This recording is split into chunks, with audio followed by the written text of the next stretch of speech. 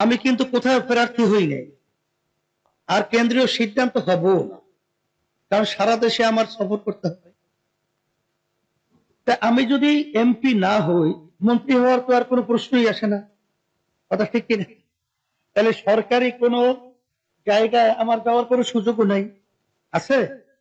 কিন্তু দিন রাত্র, এই যে অনেক সময় রাত্র নাই দিন নাই, শরীর সুস্থ থাকুক অসুস্থ থাকুক, নিজের পকেটের পয়সা খরচ করে পাগলের মতো সর্বত্র ঘুরতেছে। এর পিছনে একটা লক্ষ্য উদ্দেশ্য আছে না?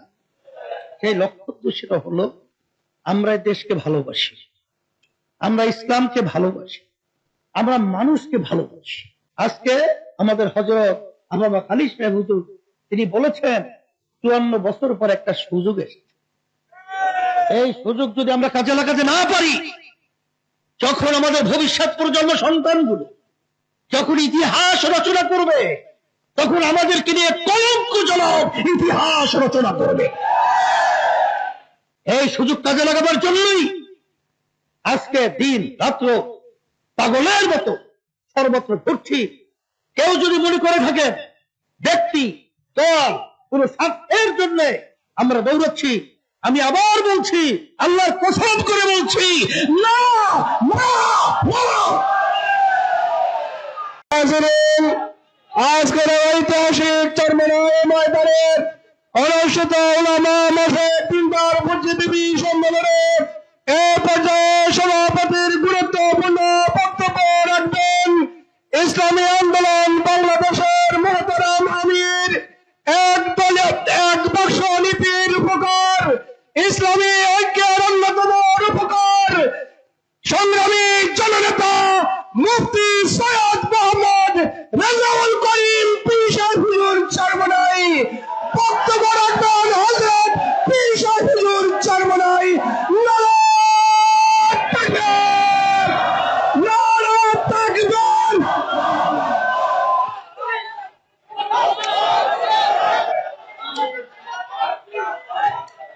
আসসালামু আলাইকুম ওয়া রাহমাতুল্লাহি ওয়া বারাকাতুহু। আলহামদুলিল্লাহি ওয়া কাফা ওয়া সালামুন আলা ইবাদিহি আল্লাযীনা ইসতাফা, আম্মা বা'দ। فأعوذ بالله من الشيطان الرجيم. بسم الله الرحمن الرحيم. ظهر الفساد في البر والبحر بما كسبت أيدي الناس. صدق الله العلي العظيم. সবাই দুরূদ শরীফ পড়ি। আল্লাহুম্মা সাল্লি আলা সাইয়্যিদিনা ওয়া হাবিবিনা ওয়া মাওলানা মুহাম্মদ সাল্লাল্লাহু আলাইহি ওয়া আলা আলিহি ওয়া আসহাবিহি ওয়া বারাকা ওয়াসাল্লাম। আমাদের সম্মানিত ধর্মীয় উপদেষ্টা আল্লামা খালিদ সাহেব হুজুর দামাত বারাকাতুহু, তিনি গুরুত্বপূর্ণ আলোচনা রেখেছেন। সব বিষয়ে তিনি ইঙ্গিত দিয়ে গেছেন। জামে মানে একটা বক্তব্য তিনি রেখেছেন, তাকে আমাদের পক্ষ থেকে ধন্যবাদ জানাই।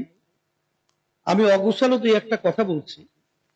ইসলামী আন্দোলন বাংলাদেশ প্রতিষ্ঠিত হয়েছে 1987 সাল, আজকে চলছে 2025, প্রায় শেষ, ঠিক না?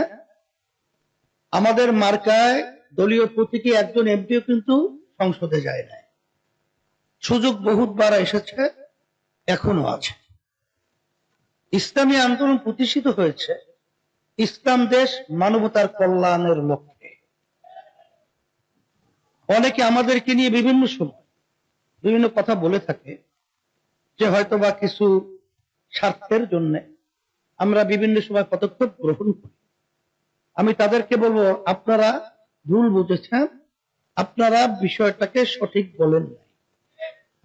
কারণ আমি কিন্তু কোথাও প্রার্থী হই নাই, আর কেন্দ্রীয় সিদ্ধান্ত হব না, কারণ সারা দেশে আমার সফর করতে হবে। তা আমি যদি এমপি না হই, মন্ত্রী হওয়ার তো আর কোনো প্রশ্নই আসে না, কথা ঠিক কিনা? তাহলে সরকারি কোনো জায়গায় আমার যাওয়ার কোনো সুযোগও নাই, আছে? কিন্তু দিন রাত্র, এই যে অনেক সময় রাত্র নাই দিন নাই, শরীর সুস্থ থাকুক অসুস্থ থাকুক, নিজের পকেটের পয়সা খরচ করে পাগলের মতো সর্বত্র ঘুরতেছে। এর পিছনে একটা লক্ষ্য উদ্দেশ্য আছে না? সেই লক্ষ্য উদ্দেশ্যটা হলো, আমরা দেশকে ভালোবাসি, আমরা ইসলামকে ভালোবাসি, আমরা মানুষকে ভালোবাসি। আজকে দেখেন 53 বছর দেশ যারা পরিচালনা করেছে, যেই নীতি আদর্শের মাধ্যমে চলছে, আমরা পেয়েছি এই 53 বছরের ইতিহাসে একবার দুইবার নয় 5 বার চোরের দিক থেকে ফাঁস হয়েছে। আমরা এদের পরিচালনা পেয়েছি হাজার হাজার মায়ের কোল সন্তান হারা হয়ে, মা চিৎকার করে কাঁদছে, আমার সন্তান আজকে কয়েকদিন পর্যন্ত আমাকে মা বলে ডাক দেয় না। সেই চিৎকার এখন আমাদের কানে ভাসছে। আমাদের সেই শোকের চোখে ইতিহাস যখন আবু সাইদের মতো 2 হাত প্রসারিত করে যখন এই দেশের জন্য জীবনকে বিলীন করেছে, সেই হাফেজ, সেই আলেম, সেই বাংলাদেশের যারা নাকি এই দেশকে ভালোবাসে, ইসলামকে ভালোবাসে, তাদের জীবনকে দেশের জন্য বিলিয়ে দিয়েছে। শত শত উদীয়মান মেধাবী সন্তানগুলো জীবনের তারে চক্ষু হারিয়েছে, আর কোনোদিন আলো দেখবে না। সেই দৃশ্য এখন আমাদের সামনে ভাসছে। সেই অবস্থায় আজকে আমাদের হযরত আল্লামা খালিদ সাহেব হুজুর তিনি বলেছেন 54 বছর পর একটা সুযোগ এসেছে। এই সুযোগ যদি আমরা কাজে লাগাতে না পারি, যখন আমাদের ভবিষ্যৎ প্রজন্ম সন্তানগুলো যখন ইতিহাস রচনা করবে, তখন আমাদেরকে নিয়ে কলঙ্কজনক ইতিহাস রচনা করবে। এই সুযোগ কাজে লাগাবার জন্যই আজকে দিন রাত্র পাগলের মতো সর্বত্র ঘুরছি।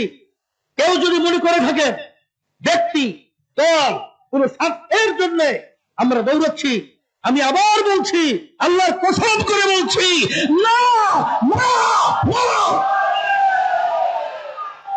এই জন্য আমি সকল কথা আহ্বান জানাচ্ছি, আসেন আজকে যদি আল্লাহ মাফ করুক আমাদের দেখা দৃষ্টিতে আমরা যারা দেখছি, যদি বিগত দিনের যারা দেশ পরিচালনা করেছে এখন তারা নতুন ভাবে আবার দেশ পরিচালনা করার জন্য তারা পাগলের মতো হয়ে, গ্রাম্য একটা কথা আছে, অর্ধ পাগল এখন ফুল পাগলের আর 1 ডিগ্রি যদি দেন তার চেয়ে বড় পাগল, তখন ক্ষমতায় যাবে আর আবার সেই চরিত্র আবার বাস্তবায়ন করবে।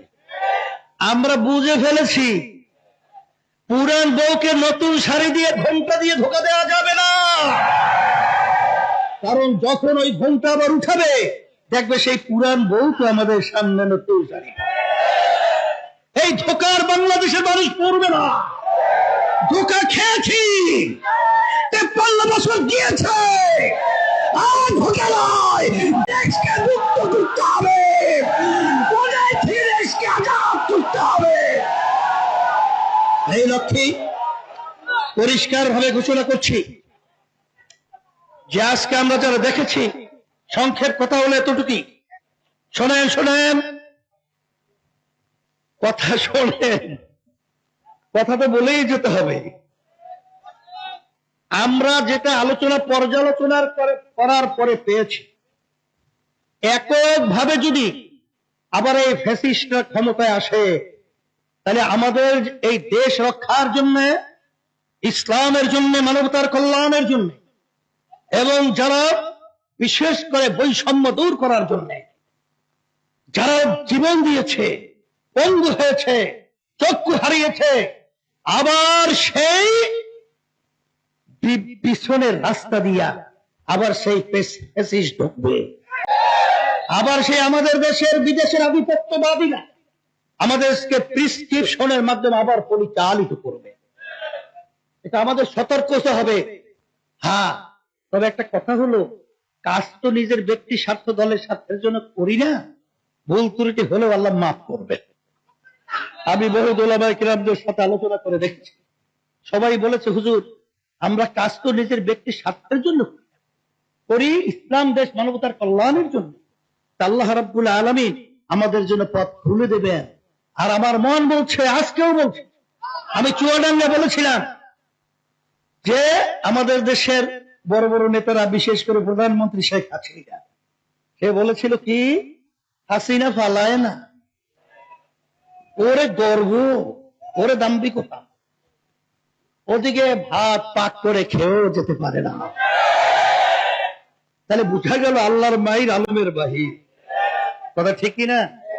আল্লাহ রাব্বুল আলামিন এক জালেম, এক ফ্যাসিস্টকে তাড়িয়ে আবার আমাদের উপরে আল্লাহ সেই চালের ফ্যাসিস চাঁদাবাদ চাপিয়ে দেবে, এটা আমার মন বলছে না।